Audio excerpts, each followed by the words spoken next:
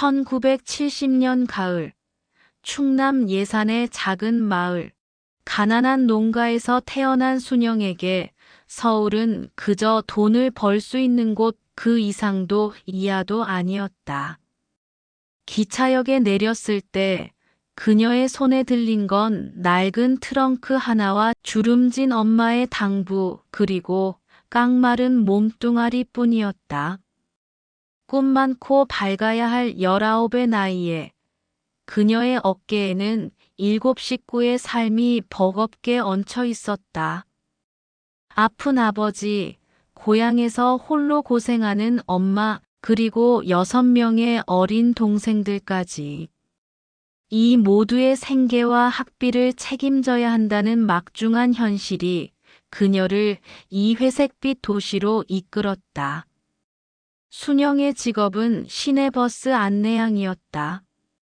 이른 새벽 4시 30분, 새벽 딸기 울기도 전에 서둘러 일어나야 하는 삶의 연속이었다.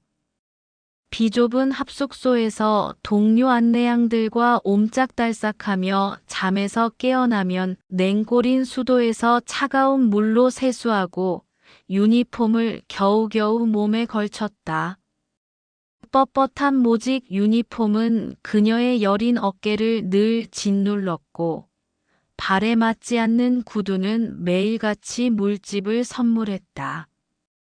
종로 5가를 출발해 남대문을 거쳐 영등포까지 이어지는 그 지겹고도 익숙한 노선을 하루에 20번 이상 왕복하는 것이 그녀의 일상이었다. 오라이. 쩌렁쩌렁한 목소리로 승객들을 불러 모으고 내리실 문은 이쪽. 을 외치며 버스 문을 열고 닫는 단순 반복 작업. 하지만 그 속에는 피말리는 노동의 고통이 숨어 있었다. 1970년대에 한 해가 저물어가던 어느 비 내리는 늦가을 밤이었다. 밤 10시가 넘은 시각, 종착역을 몇 정거장. 앞두고 있던 버스 안은 몇 명의 승객만이 피로에 지쳐 꾸벅거리고 있었다. 비는 차창을 두드리는 소리가 유난히 크게 들릴 정도로 거세게 내리고 있었다. 오라이, 어서 오십시오. 이미 목소리는 갈라져 있었지만 습관적으로 승객을 부르던 순영은 자신의 자리에 힘없이 주저앉았다. 고단함이 온몸을 덮쳐 눈꺼풀이 천근만근이었다. 비에 젖은 옷이 몸에 착 감겨 으슬으슬 한기가 느껴졌지만 차가운 에어컨 대신 창밖으로 들어오는 차가운 공기는 그녀의 땀을 식혀주기엔 역부족이었다. 그때였다. 털썩. 버스 맨 뒷좌석에서 작게 웅크리고 잠들어 있던 중년의 회사원 아저씨가 느닷없이 몸을 일으켰다. 그의 남색 양복은 축 늘어져 있었고 흐트러진 머리카락과 벌건 얼굴은 꽤 취해 보였다. 그는 멍하니 차창 밖을 내다보더니 갑자기 크게 스톱, 스톱 하고 외쳤다. 순간 버스 안의 모든 시선이 그에게로 향했다. 순영도 깜짝 놀라 그의 모습을 주시했다. 아저씨는 버스가 완전히 멈추기도 전에 비틀거리며 출입문 쪽으로 걸어왔고 순영이 채 손 쓸 틈도 없이 그 널쩍한 문을 박차고 빗속으로 몸을 던졌다. 거의 다이빙에 가까운 충격적인 모습이었다. 아저씨, 위험해요. 순영의 외침은 빗소리에 묻혀 희미하게 사라졌다. 버스기사 아저씨는 급정거하며 당황한 표정을 지었고 다른 승객들도 놀라 웅성거렸다. 왜 그렇게 급하게 내렸을까? 뭘 그렇게 서둘렀을까? 순영은 이해할 수 없는 행동에 잠시 멍해졌지만 이내 한숨을 쉬며 다시 버스를 출발시켰다. 취한 승객의 돌발 행동은 아주 드문 일은 아니었다. 그저 오늘도 별일 다 겪는구나 하고 넘기려 했다. 버스는 이내 종점인 영등포 로터리 차고지에 도착했다. 마지막 승객들마저 내리고 텅 빈 버스 안에 홀로 남은 순영은 일과를 마무리하기 위해 청소를 시작했다. 맨 뒷자리, 그 회사원 아저씨가 앉아있던 바로 그 자리였다. 좌석 모서리, 어둠 속에 흐릿하게 무언가가 놓여있는 것이 순영의 눈에 딱 들어왔다. 언뜻 보기에는 평범해 보이는, 누군가 급하게 잊어버린 듯한 낡은 서류 봉투 하나였다. 빗물에 약간 젖었는지 봉투 모서리가 살짝 울퉁불퉁했다. 또 누군가 놓고 내렸군. 무심결에 봉투를 집어든 순영은 평소 같았으면 곧장 운전석 기사 아저씨에게 건네줬을 터였다. 하지만 왠지 모를 이끌림에 순영은 그 서류 봉투를 한참 동안 손에 쥐고 있었다. 봉투는 조금 두툼했고 속에는 종이 뭉치가 단단하게 들어있는 듯 했다. 빗속으로 뛰어내리던 그 아저씨의 모습이 다시 떠올랐다. 이 봉투가 그 아저씨의 것일까? 아니면 또 다른 누군가의 것일까? 순영의 손에 들린 낡은 서류 봉투는 그렇게 1970년대 서울을 살아가는 한 소녀의 인생에 파고들었다. 텅 빈 버스 안, 짙은 어둠 속에서 순영의 손에 들린 낡은 서류 봉투는 왠지 모를 무게감으로 존재감을 드러내고 있었다. 빗물에 살짝 젖어 너덜거리는 모서리, 누군가의 손때가 묻어 윤기마저 흐르는 봉투는 그 자체로 하나의 비밀을 간직한 듯했다. 종점의 적막감은 순영의 불안한 심장을 더욱 크게 울렸다. 이걸 열어봐야 하나 말아야 하나. 잠깐의 망설임. 그녀의 순수한 양심은 이걸 돌려줘야 한다고 외쳤지만 지난 몇 년간 서울에서 겪어온 지독한 가난과 절망은 혹시 모를 희망에 대한 이끌림을 강하게 만들었다. 아까 그 아저씨가 서두르던 모습, 술에 취해 버스에서 뛰어내리던 기이한 광경까지 모든 것이 봉투의 무게를 더하는 것 같았다. 에잇, 설마 별일이야 있겠어? 결국 순영은 길게 심호흡을 한 번 하고 조심스럽게 봉투를 열었다. 낡은 종이 냄새가 코끝을 스쳤다.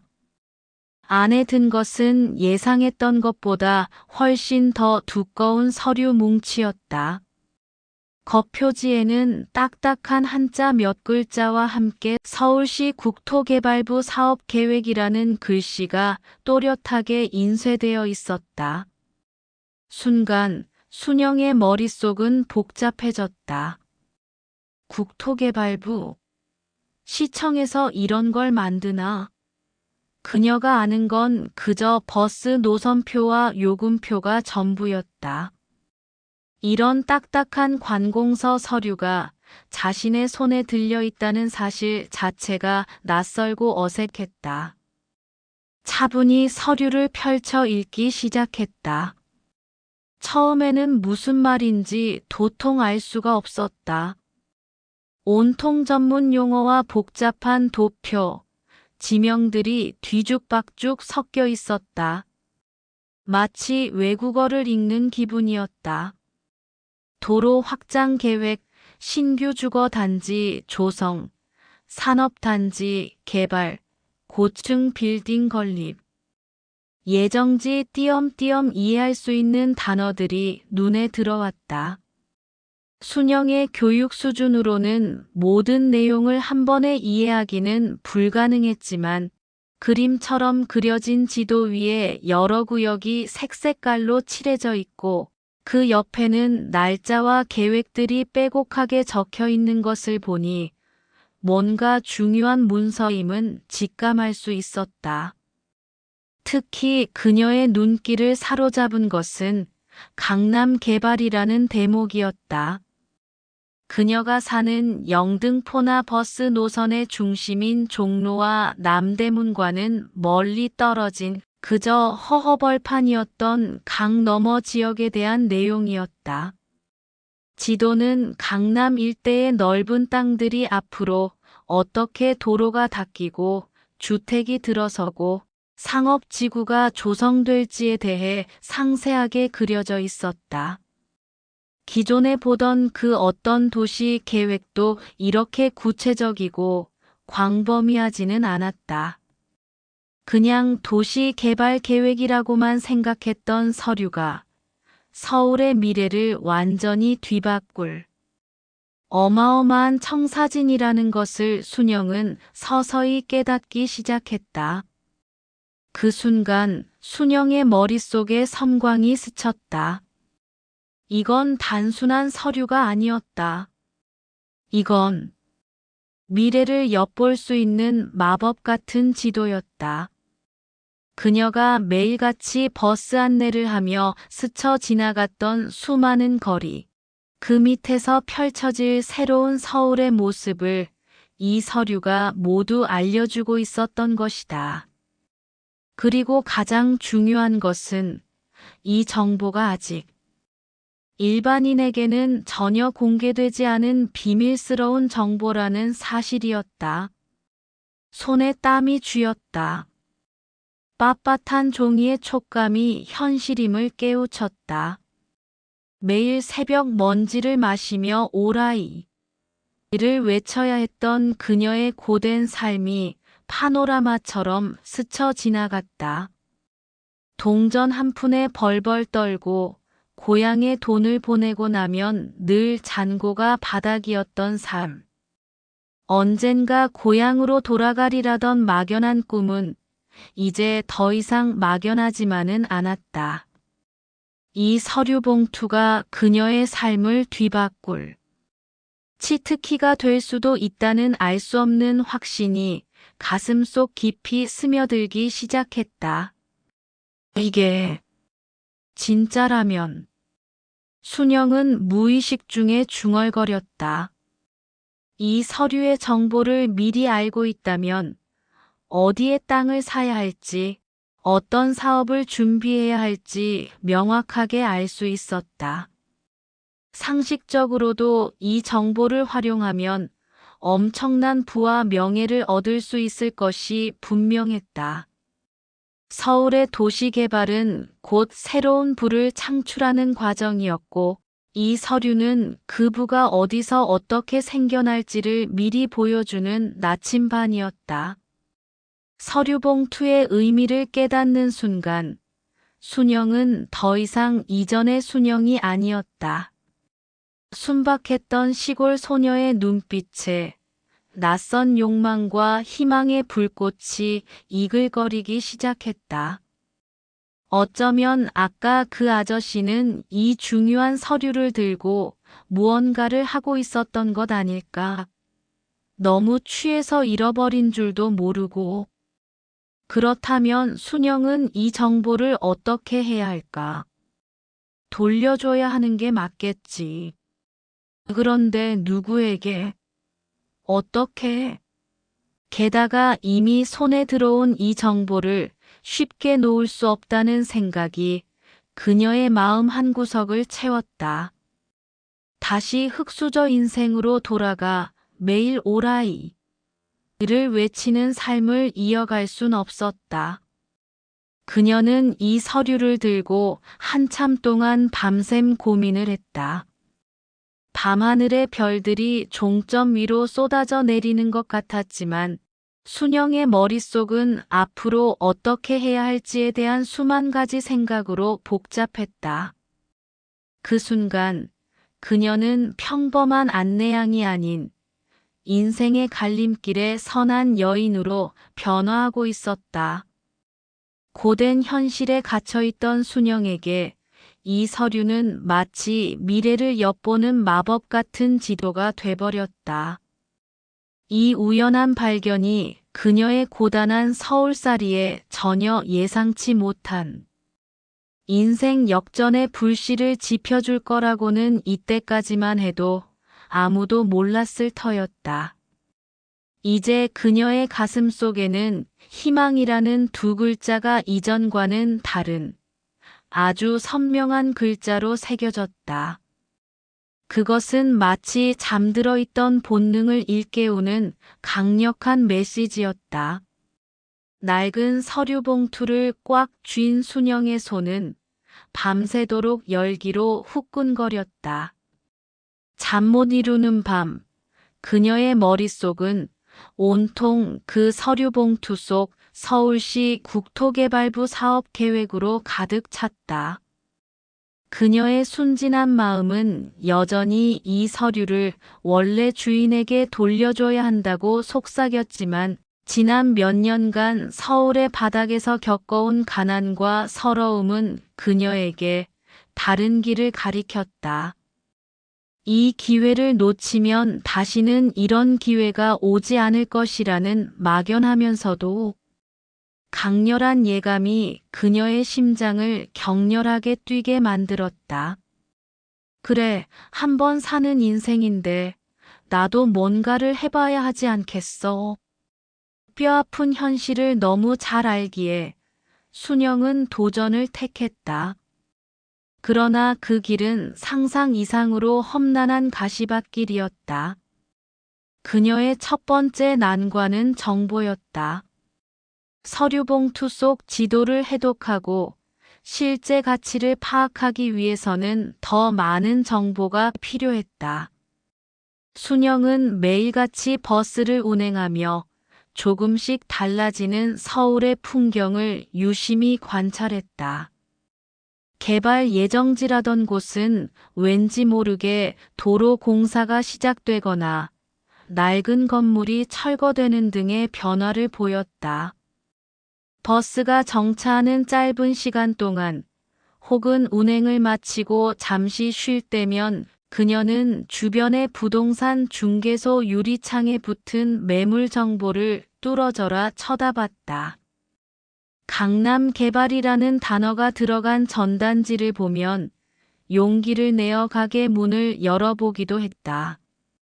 하지만 앳된 안내양 차림의 그녀를 보는 사람들의 시선은 싸늘했다. 아가씨, 여긴 아가씨가 올 곳이 아니야. 땅값이 얼마인지는 알아. 월급이나 받아서 집값이나 모을 생각이나 해. 중개인들은 순영을 향해 콧방귀를 뀌거나 비웃음 섞인 조롱을 던지기 일쑤였다. 당시 사회는 여성이 부동산 투자 같은 일에 나서는 것을 금기시하는 분위기였다. 특히 어리고 돈 없는 시골 출신 여성에게는 더더욱 냉담했다. 순영은 마치 보이지 않는 벽에 부딪히는 기분이었다. 상처받고 돌아설 때마다 그녀의 주머니 속에 든 돈은 한 푼도 늘지 않았지만 마음속의 오기는 한 뼘씩 더 자랐다. 두고 봐. 나도 할 수 있어. 두 번째이자 가장 큰 문제는 자금이었다. 그토록 귀한 정보가 손에 있어도 순영은 땅 한 평 살 돈조차 없었다. 가족에게 보내는 돈을 줄일 수도 없었고 당장 급한 그녀의 월급으로는 작은 방 한 칸 얻기도 빠듯했다. 그래서 순영은 필사적으로 돈을 모으기 시작했다. 주간 근무와 야간 근무를 병행하며 남들보다 2배로 일했다. 버스 안내양 일외에 틈틈이 신문 배달, 공장 야근 등 할 수 있는 모든 종류의 부업을 닥치는 대로 했다. 새벽 공기는 그녀의 고단한 숨결로 가득 찼고 밤하늘은 잠 못 드는 그녀의 눈물로 축축했다. 그녀의 유일한 낙은 잠시 쉬는 시간, 주머니 속에 든 동전의 개수를 세어보는 것이었다. 한 푼, 두 푼 쌓여가는 동전만큼 그녀의 희망도 조금씩 부풀어 올랐다. 그녀의 이런 모습은 동료들에게도 이상하게 비춰졌다. 순영아, 너 그렇게 악착같이 일하다 쓰러지겠다. 그러다 누구 좋으라고. 아니, 넌 시집도 안 갈 거야. 그렇게 돈만 모아서 뭐 하려고. 질투와 걱정, 때로는 비아냥거림이 뒤섞인 시선 속에서도 순영은 묵묵히 자신의 길을 갔다. 설명해 줄 수도 없었고 이해해 달라고 할 수도 없었다. 그녀의 유일한 무기는 끈기와 강철 같은 의지였다. 매일 새벽 차가운 수돗물로 얼굴을 씻을 때마다 그녀는 마음속으로 다짐했다. 이 고통은 잠시뿐이야. 언젠가 나는 이 서울에서 내 이름을 걸고 우뚝 설 거야. 그러던 중 순영은 우연히 버스 정류장에서 흘러나오는 부동산 소식에 귀를 기울였다. 한나이 지긋한 아저씨들이 싸구려 막걸리를 마시며 개발 예정지에 대한 뜬 소문을 주고받고 있었다. 순영은 무심한 듯 그들의 대화를 엿들으며 서류 봉투 속 정보와 교차 검증하기 시작했다. 사소한 단서 하나하나가 그녀에게는 퍼즐 조각이었다. 정보를 얻기 위해 그녀는 시장 상인들에게 어울려 앉아 이야기를 나누고 개발 지역에 사는 주민들과 억지로 친분을 쌓기도 했다. 사람들은 순영이 호기심 많은 어린 안내양이라 생각했지만 그녀의 머릿속에는 오직 성공이라는 단어만 박혀 있었다. 물론 그 과정에서 위기감도 겪었다. 버스 안내양으로 일하며 얻은 단편적인 정보와 겉핥기식 지식으로 뛰어들기에는 당시 부동산 시장은 너무나도 냉정하고 복잡했다. 자칫 잘못 발을 들였다가는 애써 모은 돈마저 날릴 판이었다. 가끔은 이게 과연 옳은 길일까? 하는 의심과 회의감에 사로잡히기도 했다. 어느 날은 그녀가 개발 정보에 관심을 보인다는 소문이 돌아 험상궂은 남자들이 그녀를 미행하는 것 같은 섬뜩한 경험까지 했다. 그 서류의 원래 주인이 찾고 있는 것일까? 아니면 이 정보를 탐내는 다른 무리가 있는 것일까? 어린 순영에게는 그 모든 것이 위협적으로 다가왔다. 하지만 그녀는 포기하지 않았다. 오히려 위험이 닥칠수록 그녀의 의지는 더욱 단단해졌다. 밤늦게까지 홀로 남아 서류를 들여다보며 이해되지 않는 부분은 사전을 찾아가며 꼼꼼하게 공부해 나갔다. 지명과 개발 계획을 일일이 지도에 표시하며 자신만의 비밀 지도를 완성해 갔다. 그녀는 단순히 운이 좋아 얻은 정보에 의지하는 것이 아니라 스스로의 노력으로 그 정보를 완벽하게 자신의 것으로 만들고자 했다.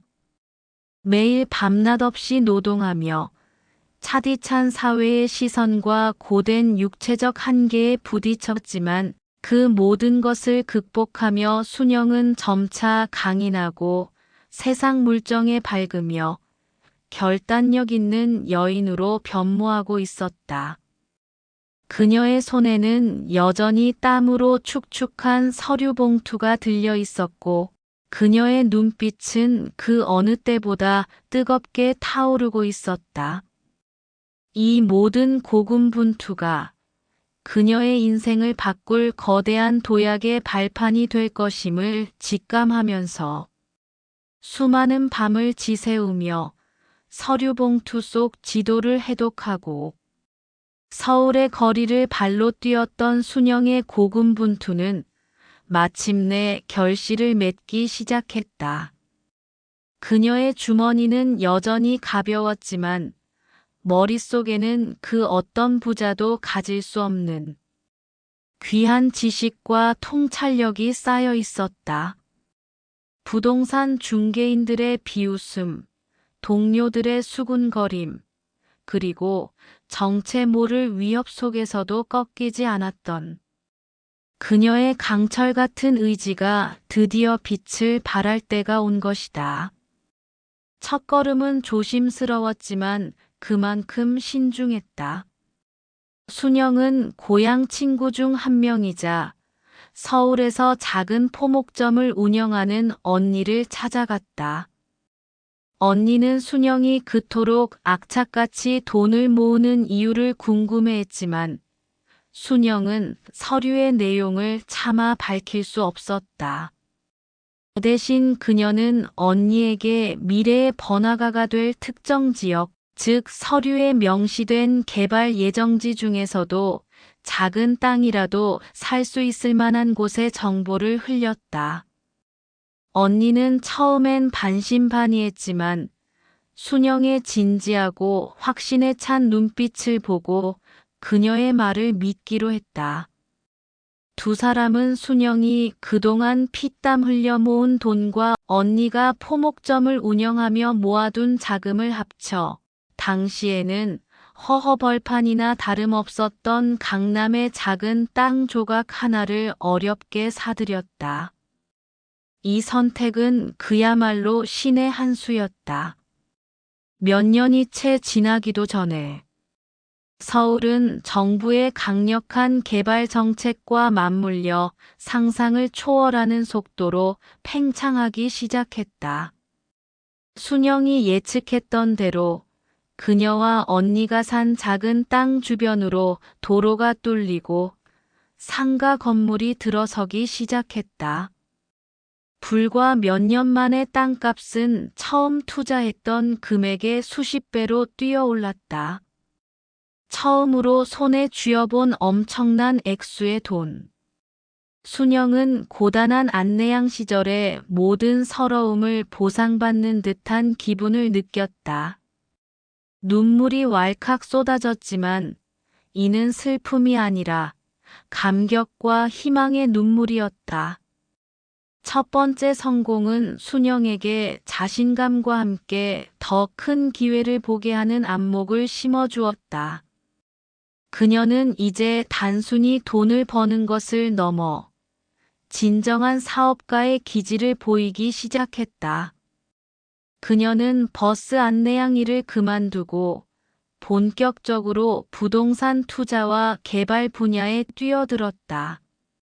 그녀의 강점은 누구보다 빨리 미래의 서울을 그릴 수 있는 청사진을 가지고 있다는 것이었다. 그녀는 다른 사람들이 아직 주목하지 않는 외곽 지역의 개발 예정지에 소규모 투자를 지속했고, 작은 규모의 땅을 사들여 건물을 짓고 임대하는 방식으로 자산을 불려나갔다.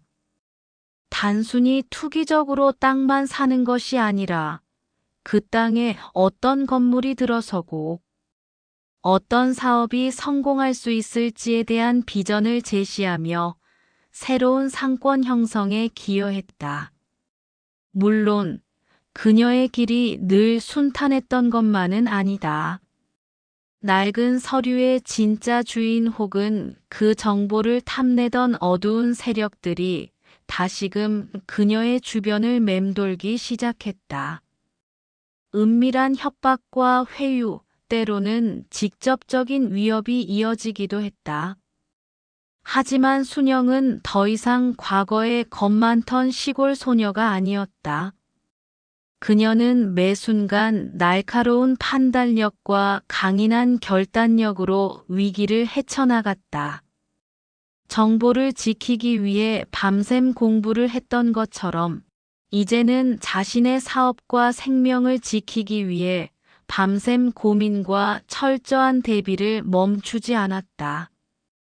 위기를 기회 삼아 그녀는 더욱 단단하고 노련한 사업가로 성장했다. 몇 년 후 순영은 서울에서 모르는 사람이 없는 존재가 되었다. 그녀가 손을 대는 곳마다 새로운 거리가 생겨났고 그녀가 예측하는 개발 정보는 시장의 판도를 뒤흔들었다. 사람들은 그녀를 해안을 가진 여인, 서울의 신흥대부라고 불렀다. 하지만 순영은 화려한 칭호에 취하지 않았다. 그녀는 고향 가족들을 모두 서울로 모셔와 부족함 없이 살게 해주었고 동생들에게는 충분한 교육 기회를 제공했다. 특히 그녀는 자신의 성공을 기반으로 여성들을 위한 사업 기금을 만들기도 했다. 이는 척박한 시대에 자신처럼 꿈을 꾸는 여성들에게 기회를 제공하고 싶다는 그녀의 간절한 바람 때문이었다.